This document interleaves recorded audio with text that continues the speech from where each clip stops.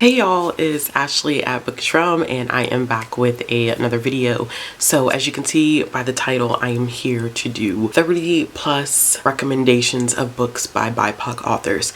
I love doing recommendations. I love doing reader's advisory, which is a part of librarianship. If you didn't know, reader's advisory recommendations. So I realize I sometimes do recommendations on here, but I don't really do them a lot, which is crazy because it's one of the things that I really do enjoy doing. So I thought that I would start doing more recommendations. This is just the first of recommendations that I think I want to kind of dive into. If you have any suggestions of what topics you would like to see me cover, let me know in the comment box below.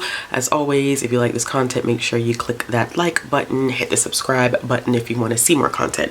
So we're just gonna jump into it. I do own some of these books physically, but I just don't feel like tearing through my shelves today. I just don't feel like it. I've been super tired and exhausted, and I'm like, I'm just not tearing through my shelves today. So I'm going to make sure I put the picture of all the books on the screen. Some of these I read within the past year. Some of these I've read a few years ago, and I haven't actually read them in a while, but they're ones that I absolutely loved. All of these were rated at least a 3.5 or higher. All of these actually may be 4 stars or higher. I can't remember off the top of my head because I went through and sorted through my Goodreads list, but I think that these are all 4 stars and higher. So let's go ahead and jump right in. And actually, before we begin, I should say that these hit a variety of target audiences. There are children's books in here, middle grade books, YA, adult. So it's a wide variety for everyone to choose from. It's a little bit of something for everyone's taste. All right, so the first one that we have here is Runaway, The Daring Escape of Ona Judge, and this is by Ray Anthony Shepard. This is a picture book that I read last year, but it came out January of this year, and it is about a slave that was owned by Martha Washington and George Washington, and it is done in a very interesting narrative because it looks at the fact that some people assume that because some slaves were treated nicely and that they had certain privileges that they should have been satisfied, and this book definitely dismantles that argument by basically saying, like, no one, no matter how well you quote unquote are treated, no one wants to be held in servitude of another person. Human beings, 101, we should know this, but I think that this was done in such a poetic and beautiful way that is definitely accessible for children. The art was gorgeous, and this is one that I absolutely love. The next one that I have is Concrete Kids by Amira Leon. This is one that I also read last year, and this is one of those Penguin pocket change books that I've been kind of raving about because the ones that I have read have been really great. This one was no different. I really enjoyed this. This was about Amira's own experience and going into foster care, and she really looks at the dynamic of Black and brown children who never really leave the pillars of their own community and what that's like. She touches on a lot of different topics like racial discrimination, the HIV/AIDS epidemic. It was just done very well, and there was some prose, there was some poetry, there were illustrations in it. So this is one of those pocket change books that I highly recommend. With this next one, I'm low-key cheating because I am super biased towards this author. I think they've done a lot of great work, and I'm just going to recommend them as an author because I've read everything that they've published so far, and that is Kelly Yang. So I have read The Front Desk, which is the first book in the Front Desk series, 3 Keys, which is the second book, and then I've also read her YA book, Parachutes. So the 2 Front Desk books are definitely middle grade series. It is about a young girl and her parents who have immigrated from China, and they are working at a hotel, and I really don't like to give much beyond that because I feel like it really does give away a lot of material or spoilers within the book, so I just don't like to really go into an in-depth explanation of it. But Mia Tang is such a wonderful character to follow. The second book focuses more on her friend, but Kelly Yang definitely uses these books to touch on a lot of interesting and definitely relevant topics for here in the US. So if you're interested in middle grade, I would highly recommend those. The third book to that series, I believe, comes out in September of this year. And then her YA book is Parachutes. This is not a cute, fuzzy contemporary. I know that the cover kind of gives that impression, but this is one of my favorite books of 2020. It is not. This deals heavily with sexual assault and rape, and it is a book that is near and dear to the author. I'm very happy that she put it out in the world. It focuses on two girls who end up becoming roommates. One is considered a parachute, and I did not know that parachutes were actually kids that were sent from, I don't know if it was specifically just from China or if it was from other places as well, but I know that our main character was specifically sent from China by her wealthy parents to go to school in the US, and that is a practice that is done. And they don't really get along at first. They are not really great friends, but some circumstances kind of bring them together. They have some really crazy perceptions of each other in the beginning, but towards the end, like they come together to truly work together and help each other through their circumstances. I think that a lot of people would assume that this one is going to be like a YA version of like Crazy Rich Asians, and it is not at all. I find the marketing of this, like in terms of the cover art, to be really interesting because it is misleading in some ways, I think, but it is a phenomenal book, one of my favorites. I have not given a Kelly Yang book less than 5 stars. So if that tells you anything, you know you need to check out Kelly Yang. The next one that I have here is Conversations in Black, and this one is one that I don't always hear a lot of people talk about. This is a non-fiction essay collection of sorts where Ed Gordon got together a lot of big names in the Black community, and what he did is he basically posed different questions about the Black community, like, did Barack Obama really do good things for the Black community? What has Trump done for the Black community? You know, questions about Black girl magic and just economics in terms of the Black community, just a lot of different perspectives and topics. And what I loved about this so much is that he utilizes this book to show that the Black community is not a monolith. So you have well-known names that are giving their perspective: Charlemagne the God, Reverend Al Sharpton, like they all are giving their different perspectives, and you can see within the context of like the book itself in that section how they agree and disagree. And I think that this one is especially important to know that just because we all share similar experiences doesn't necessarily mean that we agree on everything on a lot of topics related to the Black community. I think a lot of times we as a community have the same end goal, but we don't always necessarily agree on how we should get to that end goal. So this book is really important for me because I think that we need to keep that in mind with any community, but specifically with the Black community, because I think that that is a huge thing within the community, the assumption that Black people all think and act alike, and we don't. Next one that I have is When You Trap a Tiger by Tay Keller. This is a middle grade book. This one won the Newbery for 2021. It is one that I recently have talked about on my channel and reviewed. It is a book that is steeped in Korean myth and folklore, and it is all about storytelling and the importance of storytelling and passing on stories from generation to generation. It easily is one of my favorites of 2021 so far.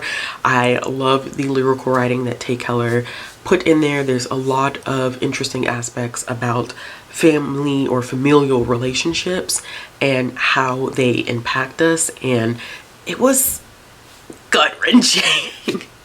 I always say that Newbery award-winning books are pretty sad, to be honest with you. I don't think I've read a Newbery award-winning book that has not made me feel emotional or has made me cry, and this definitely was no different. It is about two girls and their mom who end up moving in with their grandmother, and their grandmother is sick, and our main character is in a situation where she is forced to make a deal with this tiger because the tiger has said that her grandmother has stolen stories from them, and you know, the tiger wants the stories back. So in order to help her grandmother get better, she has to make this deal and get the stories back to the tiger. And it was so beautifully done. It is definitely a lot about identity, which is expected. Tay Keller was really coming to terms with her Korean heritage when writing this book. So I think that a lot of her own personal thoughts and feelings definitely were woven into the text of this book, but it was excellent, superb. I really, really loved it. The next one that I have on my list is Girls Like Us by Randy Pink. This is one that I believe I read towards the end of 2019. My dates are going to be completely screwed up here, but I think this is one that I did read towards the end of 2019, and it's the first book that I've read by Randy Pink, and I really, really enjoyed it. I know that she didn't get a lot of love for her debut, but this one I thought was good. It focuses on 4 young girls who are all dealing with unplanned pregnancy to some capacity. And I don't want to tell you to what capacity because it would spoil it, but it's giving us perspective of what would have happened prior to Roe v. Wade, and it is heartbreaking. There's a couple of content warnings for this one. I believe I list them in my review, but I think off the top of my head, there is rape that's involved, death on page, and it's heartbreaking, but it was very, very well written, one that I enjoyed. Randy Pink just had a new one release that I can't wait to get my hands on. The next one that I have is In the Dream House by Carmen Maria Machado, and this is one that I read because of the exchange that I did with Bethany over at Beautifully Bookish Bethany. This was a difficult read for me, but easily was, I think, in a top 3 of my books of 2020. I really, really, really loved it, and this is one that I connected to on a personal level. And I will make sure I link that vlog in the cards below so you can check it out. But I connected to this in so many different ways, but it is a focus on the effects of abuse in a queer relationship and how people don't often talk about how abuse can exist in queer relationships, and how there's little research, there's little documentation, and sometimes there is a lack of belief that goes on. And this is basically Carmen Maria Machado's experience in being in a queer relationship and that relationship being abusive. And it is not one that is easy to read, but it is beautifully done, which I know that probably doesn't sound right, but trust me, it is such a heartfelt book in the way that Carmen Maria Machado actually was willing to open up about their experience. So one of my favorites of all time. The next one that I have is another picture book, and it's Hey Black Child, and this is by Useni Eugene Perkins. And this is one that I read a while ago, probably 2016, 2017, but it's one that stuck with me because it is a picture book that is written in poetry form, but it celebrates Black children. This is probably one of the most compelling and dynamic books that I have read, especially when we talk about in terms of picture books, because kids need that sense of like encouragement. They need the feeling that they can do anything that they want to do. They could be anybody that they want to be, and who they are, what skin they're in is okay. And this is exactly what this book does. I believe that the author does draw some inspiration from some famous poets like Maya Angelou, but it's so beautiful. And Brian Collier does the artwork for it.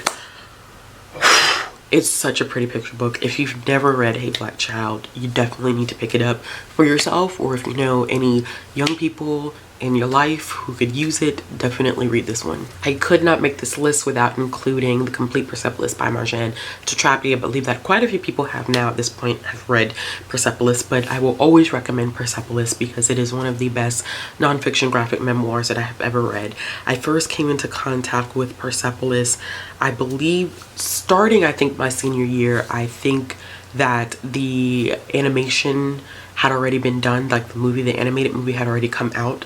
I think it had, if I'm not mistaken, but I do know for sure my freshman year of college, this was a part of my freshman seminar for me to read this. And I was so stoked that my university had actually decided that reading a nonfiction graphic memoir would count as the freshman class's reading project for the year. So I fell in love with it. I've read Persepolis probably 3 or 4 times. I can't tell you how many times I have seen the animation, the adaptation of it. It is so well done.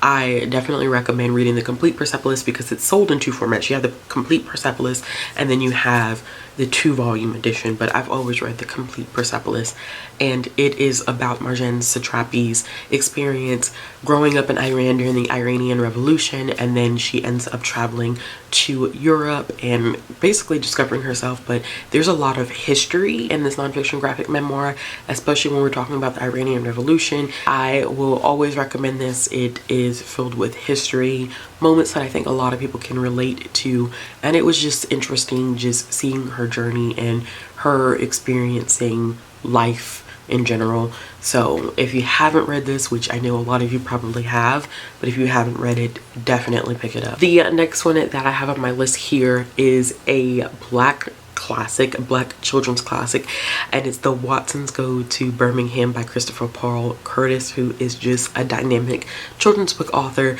The Watsons Go to Birmingham is one of the funniest children's books that I have ever read in my life. It is about this family that ends up making this trip from, I think they're in Michigan if I'm not mistaken. I think they're in Michigan. They end up going south, and it's funny in certain aspects because of the family dynamic, but then a lot of it does revolve around the civil rights movement. So there are some really like gut-wrenching hard moments as well that our narrator is kind of experiencing and dealing with and having to process, but it is funny and it is great. If you've never read a Christopher Paul Curtis book before, I definitely would recommend starting with this one. It is one of his most popular books, but I loved it. It's so good. I think you would really enjoy it. Next, I have a manga, and it is Drops of God by Tadashi Agi. I think that's how you say their last name. It's actually a writing duo. It's a brother-sister writing duo who has created this manga, and I've talked about Drops of God quite a bit because I was a big, and I'm still a huge fan of Food Wars, but I'm telling y'all, Drops of God is like this close from taking Food Wars spot. So close to taking Food Wars spot, because Drops of God is a manga that is based around wine, and it's not dry, it's not boring. It is about this guy whose dad has passed away. He's this well-known like wine connoisseur. He is a wine critic, and he has a lot of respect in the wine industry. He ends up passing away. It's not a spoiler, literally it's in the synopsis. He ends up passing away, and he has this estate and fortune, and in order for his son to get it, he has to compete against his father's adopted son, and his father's adopted son is actually like the up-and-coming kind of like prince of being like in the wine industry. And it is such a fierce competition, and when I read volume 4, I was like, oh my gosh. It ended on such a huge cliffhanger because there's like many challenges that are wrapped into this huge challenge. It's just a really good series. This next one is one that I don't think I talk about a lot necessarily, but it is one that I read back in like 2017 because I had to read it for a course, and I really ended up enjoying it. And it's Under the Mesquite by Guadalupe Garcia McCall, and it's written in free verse, and it's about this young girl by the name of Lupita, and her mom ends up getting cancer, and her dad has to take her mom to a out-of-town clinic in order to treat the cancer. So Lupita basically has to step up and be like the parent to all of her siblings while still being in high school. So it is about her experience having to deal with all of that stuff while also being concerned about what's going to happen to her mom.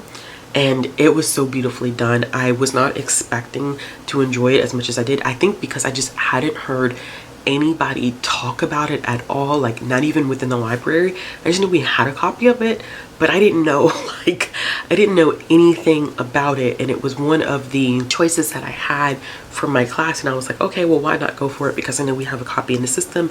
Ended up checking it out, and it was just, it was nice. It was beautifully done. So this is an older title. It was published in 2011, but it was great.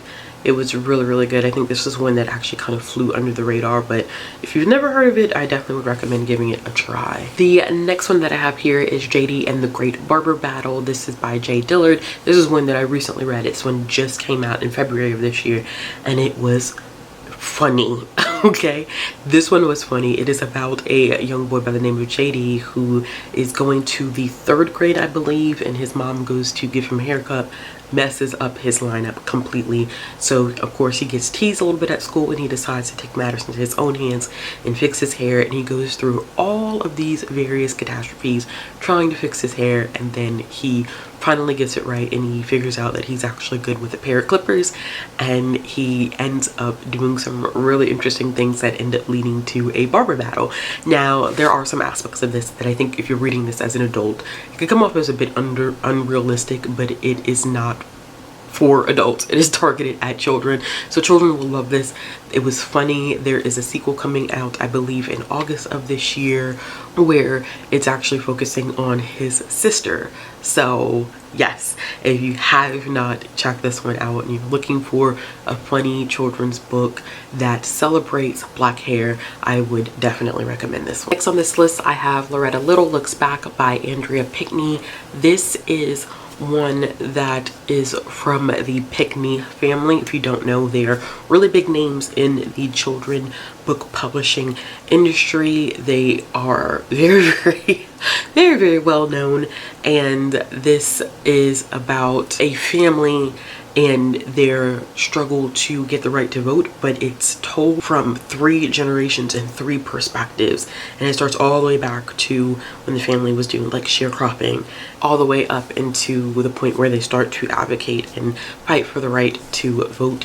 This one was really good. I read it in one day, literally a sitting. I actually have done a full reading vlog for this one, so if you've never heard of it before and you're interested, I do that reading vlog, and it's non-spoiler, so I'll leave that one up in the card symbol above for you to check out. Next, I have Goldie Vance and the Hocus Pocus Hoax by Lillian Rivera.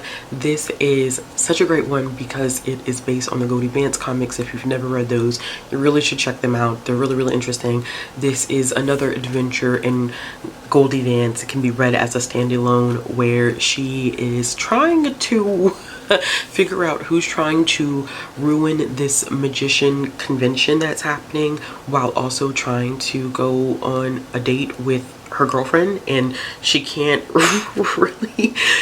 really like balance the two. She's having trouble balancing the two. So it was really, really cute, and the back of it has some comic book pages in it, so I thought that was a really, really cool addition. Next, I have The Comeback by E.L. Shen, and this one came out this year in January. It is a book about a Chinese American girl who is living in a town that is predominantly white, but she wants to be a figure skater, and there are not many people who look like her. This one was so good. If you've ever seen the movie Ice Princess, if you've ever seen that movie, this is kind of what it's based on. The author said in the back that she took some inspiration from Ice Princess, or she watched Ice Princess and she knew she liked figure skating or something along those lines. But if you've seen Ice Princess, then you kind of get that feel whenever you read this book. I don't want to say it's based on it because it's not like it's an adaptation of it. Definitely not, because this one tackles what it's like to be Asian and have to navigate predominantly white spaces. Parachutes also does that very, very well, by the way.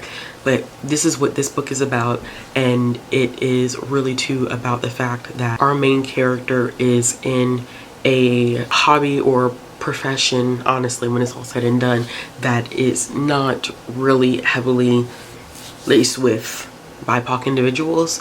So she's trying to become the best skater that she can be, but then she's also dealing with a lot of racism and stuff. So it was definitely hard to read in some sections.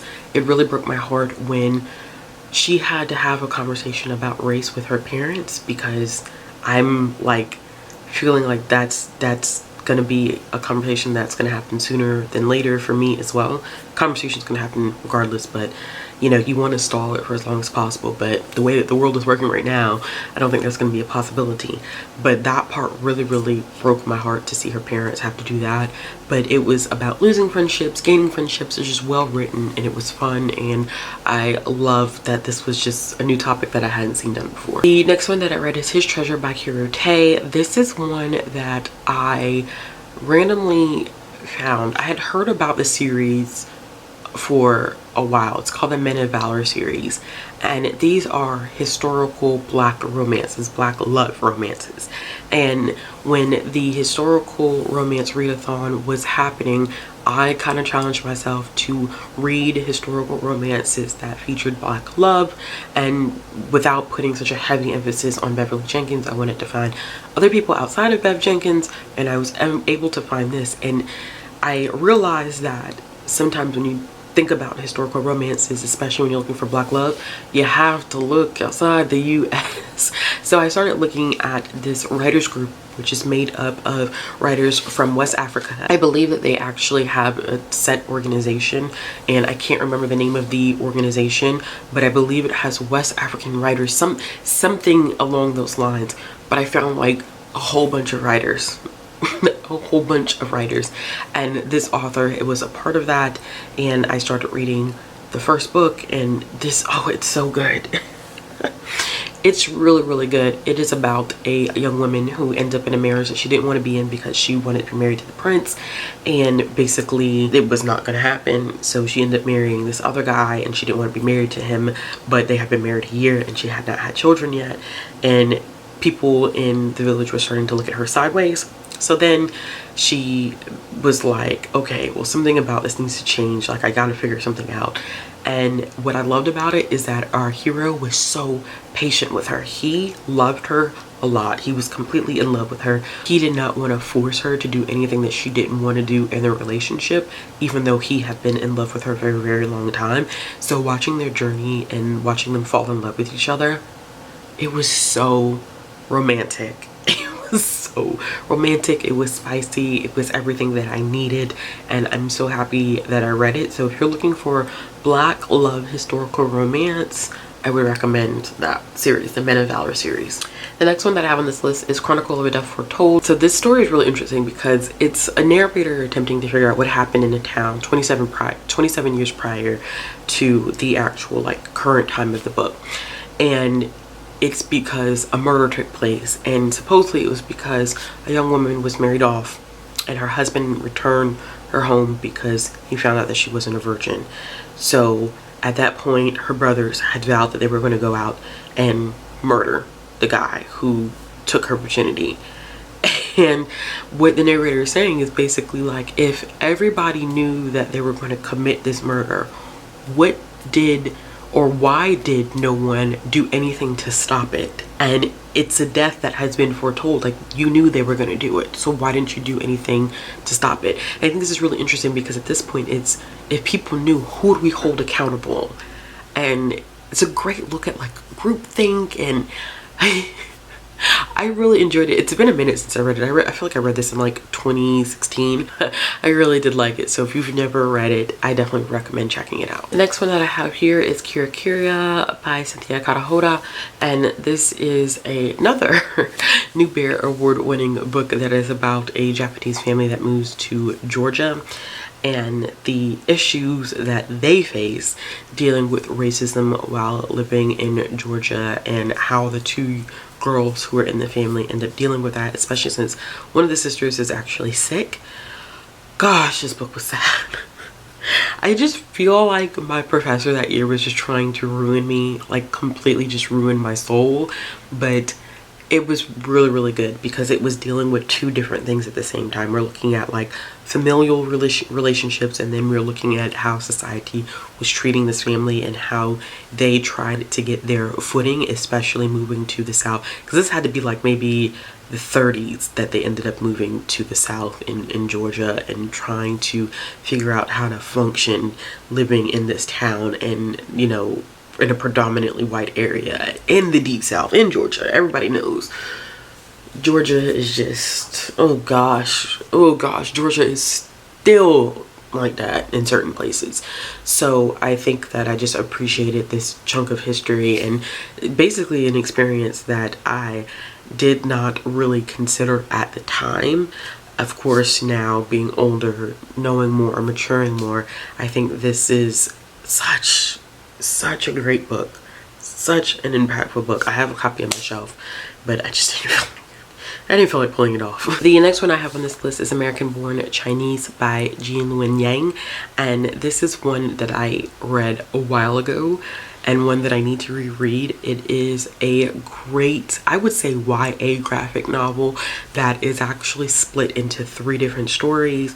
One story focuses on a young boy who is the only Chinese American student in his school, and he has a lot of trouble fitting in. He gets picked on and bullied a lot. One story is based on the Monkey King, which is a reference to one of the great Chinese classics. And then the third story is about a young boy who's embarrassed of his cousin who comes to visit from China, I believe. And it seems like the 3 stories are not related in any way, but they are in some way. But of course, I'm not going to tell you how they're related. But I did not know recently how much connection there was between the Monkey King and this specific YA graphic novel. I just started listening to the Monkey King this month. I'm slowly making my way through it. Like I said, it's one of like great Chinese classics, and it is long, but it's funny. It's really good. I've been enjoying it. Jean Luen Yang actually ended up doing I think the foreword for the newest translation of the Monkey King, so I definitely had to include this one because it was on my brain. I was thinking about it as I've been listening to the Monkey King. The next one that I have is Manana Land by Pam Munoz Ryan. This was one that I read last year, and it is about a young boy who wants to play soccer but can't play soccer because he doesn't have his birth certificate. And then there was this question about like where his mom is, and then it like morphs into this big conversation about immigration, and it was so good. So I heard that you should read this like in both ways, like audio and then also physically, because there's illustrations with the physical book, and the audio version has music, like actual singing and stuff in it. It is so beautiful. It is based in this fictional world, but it is very reminiscent of our own society and a lot of conversations that we've been having in our society. So I definitely would recommend this one. I really loved it. It was great. The next one that I have on here is Surviving the City Volume 1 by Tasha Spillett. I could not get that out to save my life, but this is a graphic novel that is about the alarming number of indigenous women who just go missing and no one says anything about it. So it focuses on 2 individuals, and one of them is dealing with the disappearance and loss of a mother, and then another is trying to stay with their grandmother, but their grandmother, I believe, is diagnosed with diabetes. And then they come in and say, whoever it is, I don't know whether, because this is taking place in Canada, I don't know if this is supposed to be like the Canadian version of like CPS, comes in and basically says that the grandmother can't take care of her because she has diabetes. But not surprised there. So they get really upset and they decide that they want to run away, and then they kind of disappear. But I liked that there was some intermingling and appreciation of ancestors and our main characters in this. It's very short. It's like only 60 something pages, but it was good. I enjoyed it, and I'm definitely looking forward to reading volume 2. The next one that I have here is I Was There, American Dream by Malaka Gharib, and this is about her experience growing up as both Egyptian and Filipino, and it was so good. Definitely gave a different perspective of what it's like to come from different cultural backgrounds and having to grow up in each one and trying to navigate like how to work within both of those cultural identities. And I loved what she did with it, but she also really touched a lot on how being in America influenced how she viewed herself and how she identified as a person of color. It was really interesting, I think, because she went through a lot of what I think a lot of BIPOC people go through in terms of trying to adapt to the white narrative and change who you are to fit the expectations of white America. And it's not fun at all. And losing your own sense of identity is like a huge part of doing something like that. So I really appreciated her giving that perspective. It is another great nonfiction graphic memoir. So if you are into graphic memoirs, definitely check this one out too, because I think I read this one probably in 2018 or maybe 2019, probably like towards the middle or end of 2019, but it was really great. Okay, so I'm gonna go ahead and give y'all another nonfiction graphic memoir, and it's Almost American Girl by Robin Ha. This is about Robin Ha's experience in moving from Korea to Alabama with her mom, and whew, man, this was tough because literally her mom picked her up, they moved to Alabama, and her mom was just marrying this guy, and she could not, Robin Ha could not really find her place living in America, especially living in Alabama. And she had, you know, Korean cousins, but they definitely grew up in America.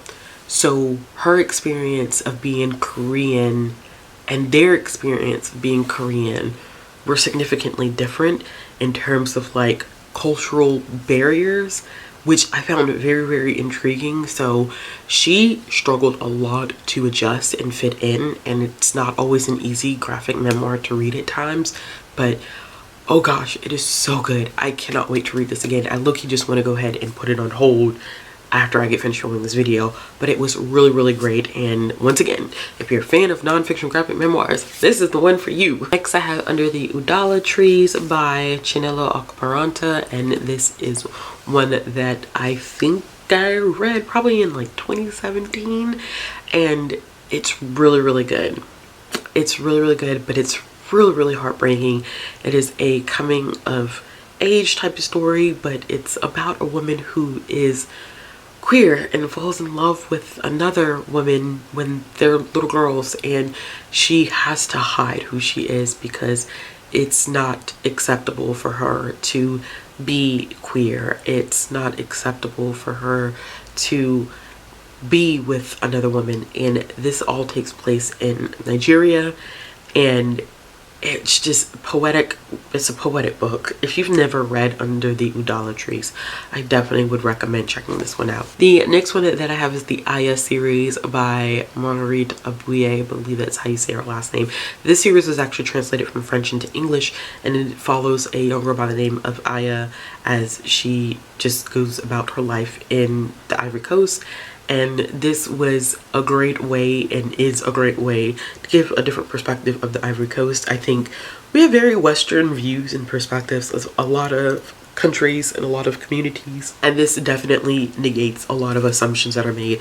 One of my favorite graphic novel series of all time. Haven't read it in forever, so I probably need to read it sometime soon. Next, I have The Legend of the Skeleton Man by Joseph Brujak. This is literally about a young girl whose parents go missing, and there is a skeleton man whose origin is creepy. I mean, so creepy. He literally ate himself until he was nothing but bones. And these books are creepy. If you listen to it now on audiobook, I think The Legend of the Skeleton Man is the actual title of it, but it's actually 2 books in one. It was so good. I really did enjoy it. Every time I listened to it though, I was like, I'm not sure this is middle grade because this is really creeping me out, but I loved it. I thought it was phenomenal. It was just great in terms of just writing that creepy atmosphere, just the myth and the lore that was behind it. Joseph Brujak is a well-known native author, and has done a lot of books. So if you're looking for middle grade and children's books by Native or Indigenous author, I definitely would recommend checking out Joseph Ruchak. Next I have I Can Make This Promise by Christine Day. This is one that I found out about last year through Margaret for Voltathon, and it was so good. It was really good. I really enjoyed I Can Make This Promise. It is about a young girl who is struggling and coming to terms with her identity because she knows that her mom is actually adopted, but her mom is indigenous, and she just does not know, like, she does not know the background of her mom. So her mom doesn't talk about it. So you spend a great portion of the book with our main character finding letters that are somehow associated with her mother and everything coming full circle. It's a great middle grade book. I love the family dynamic of it. I love the history, and there was definitely some stuff that I learned about that I did not have active awareness of prior to reading this one. The next one that I have is Amal Unbound by Aisha Saeed. This is one that I ended up reading last year.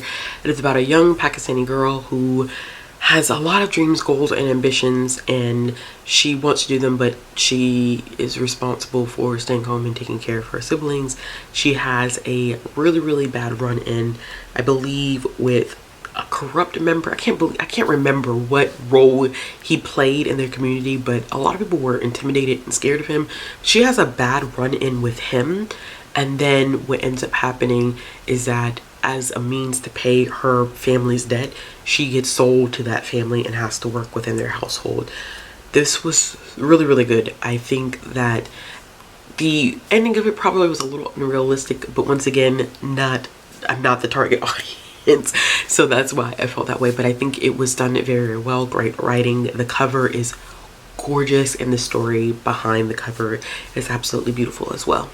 Of course, I had to include Marvel voices and Indigenous voices. I talked about this one in my recent comic book recommendations video, but I definitely wanted to include this again because we all know that Marvel and DC are extremely whitewashed.